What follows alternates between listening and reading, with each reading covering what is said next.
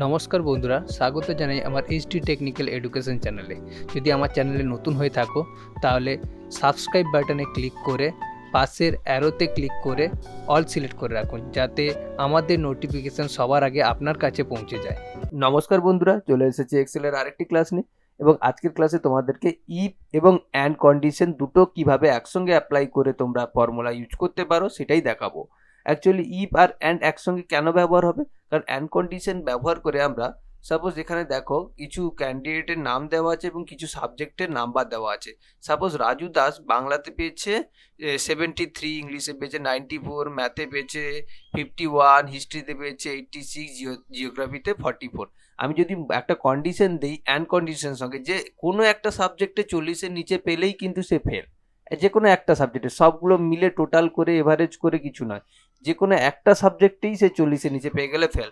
তার মানে এখানে দেখো জিওগ্রাফিতে 44, তার মানে জিওগ্রাফি পাস করে গেছে, এগুলো সব সাবজেক্টেই সে পাস করেছে, তবেই গিয়ে রাজু দাস এখানে পাস শো করবে। আবার দেখো এখানে দেখো এ অনেক নাম্বার পেয়েছে 84, 87, 85, 50, এখানে লাস্টেটা 53, কিন্তু এইখানে দেখো এই নাম্বারটা কি আছে, শঙ্কর প্রধান হিস্ট্রিতে দেখো 38, তার মানে 40-এর নিচে পেয়েছে। এই কিন্তু একটা সাবজেক্টে 40-এর নিচে পাওয়ার জন্যই ফেল করে যাবে। এটাই হচ্ছে এই এই কন্ডিশন, এই ফর্মুলাটা আমরা বের করব অ্যান্ড কন্ডিশনের মাধ্যমে। তো দেখে নিই কীভাবে বের করছি। দেখো প্রথমে আমি ইকুয়াল দিলাম, ইকুয়াল দেওয়ার পরে আমি ফার্স্টে ইফ কন্ডিশন দিলাম।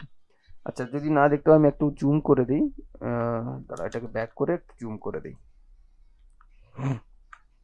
আশা করছি এবার তোমরা ক্লিয়ার দেখতে পাবে, বড় করে দিয়েছি। এবারে দেই এখানে কি দেবো, ইকুয়াল টু দেবো, ইফ কন্ডিশন আনবো। ইফ কন্ডিশন কেন আনবো, কারণ ইফ কন্ডিশন দিয়ে আমি পাস ফেলটাকে শো করাবো, আর তোমার অ্যান্ড কন্ডিশন দিয়ে এই কন্ডিশনগুলোকে, মানে যেটা 40-এর ওপরে আছে কিনা, 40-এর নিচে আছে কিনা, এই লজিক্যালটাকে আমি ইউজ করব। দেখো ইফ কন্ডিশন দেওয়ার পরে ফার্স্ট ব্র্যাকেট দিয়েছি, তারপরে কি দেব না, লজিক্যাল এখানে দেবো না, কারণ এখানে আমি অ্যান্ড ইউজ করব। কেন না, আমাকে তো যে কোনো একটা সাবজেক্টেই ফেল করলেই সে ফেল শো করবে, তার জন্য আমি অ্যান্ড দিলাম। অ্যান্ড দিয়ে আবার ফার্স্ট ব্র্যাকেট শুরু করলাম। যখন অ্যান্ড দিয়ে ফার্স্ট ব্র্যাকেট শুরু করলাম, দেখো এখানে লজিক্যাল 1, লজিক্যাল 2, লজিক্যাল 3, এরকম যত খুশি লজিক্যাল তুমি ইউজ করতে পারো। ম্যাক্সিমাম তুমি 256টা লজিক্যাল ইউজ করতে পারো। ওকে, তো এখানে আমার কটা লাগবে, Bangla, English, math, history, geography, মানে 1, 2, 3, 4, 5টা লজিক্যাল লাগবে। তাহলে আমি ফার্স্টেরটাকে সিলেক্ট করবো, বাংলার ঘরটাকে, সেলটাকে সিলেক্ট করলাম, দেখলাম গ্রেটার দেন ইকুয়াল টু 40 দিলাম, কেন আমি বলেছিলাম যে 40-এর উপরে যদি পাই তবেই ফেল। বাস আমি কমা দিয়ে রেখে দিলাম, একটা লজিক্যাল কমপ্লিট হয়ে গেল। এখানে আমি কমপ্লিট শেষ করব না, মানে এখানে পাস বলে উল্লেখ করব না, আমি আবার লজিক্যাল 2 দেব।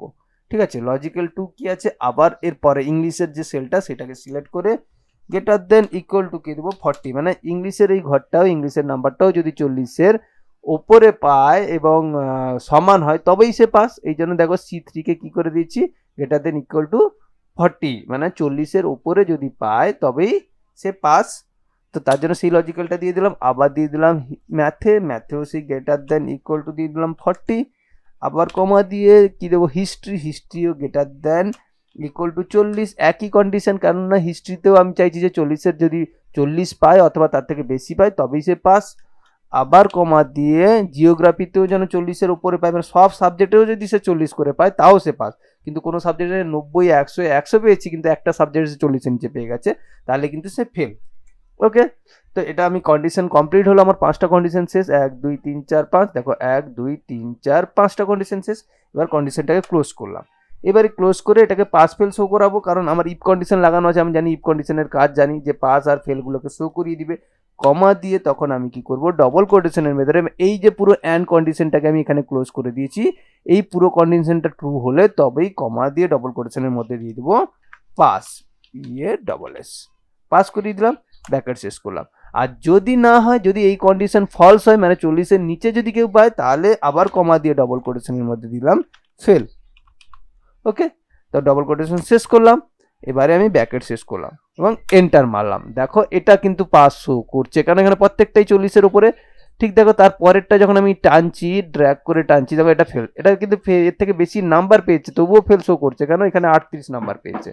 ওকে, তো এইরকম আমি যদি ধরে ড্র্যাগ করে সবগুলোতে টেনে দিই, দেখো কিছুতে ফেল আছে, কিছুতে, যেগুলোই ফেল আছে সেগুলো কিন্তু 40, এখানে 40-এর নিচে, দেখো এখানে ফেল শো করছে, এখানে দেখো 38, এখানেও 40-এর নিচে পেয়েছে, এখানে ফেল শো করছে, এখানে কত আছে, দেখো 36 নাম্বার।